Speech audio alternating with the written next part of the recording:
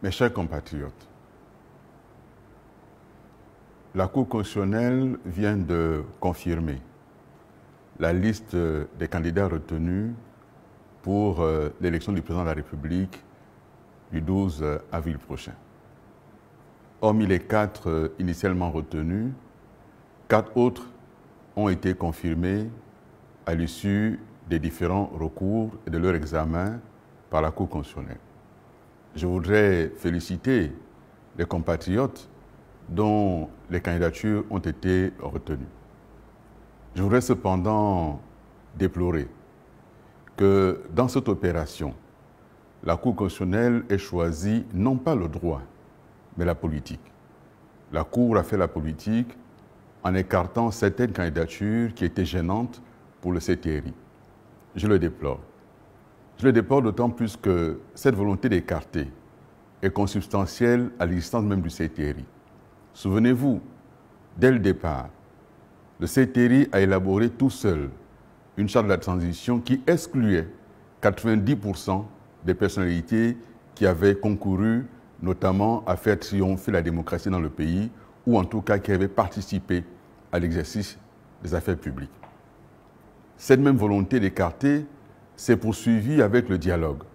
Un dialogue dit inclusif mais qui en réalité a été exclusif et qui a fait en sorte qu'il y ait des catégories de Gabonais, entre des Gabonais nés d'un parent étranger, les Gabonais qui ont épousé un étranger ou une étrangère, et cela a contribué à faire de ce dialogue finalement un élément qui a permis d'écarter d'autres Gabonais.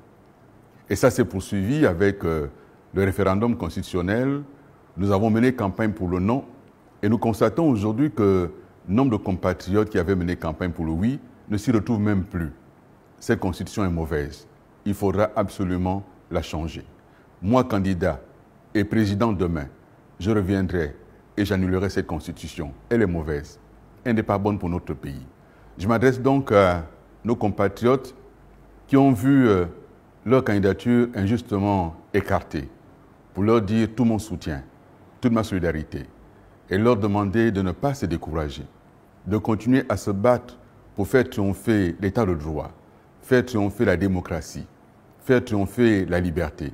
Nous nous battrons ensemble pour que dans notre pays, l'état de droit soit une réalité, que dans notre pays, personne ne soit mis à l'écart sous prétexte d'un âge ou de ne pas être marié ou de porter un handicap, que personne ne soit écarté et que ces droits ne soient pas bafoués.